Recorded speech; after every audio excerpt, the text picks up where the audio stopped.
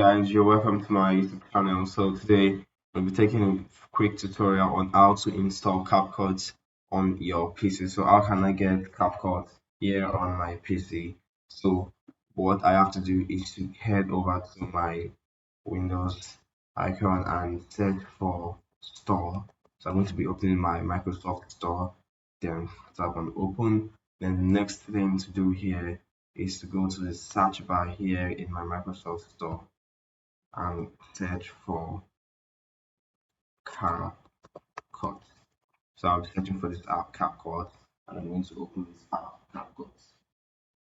So the next thing to do is to install this CapCut by just clicking on install button, which you will find here on the Microsoft Store. Then you can add your CapCut installed to your device.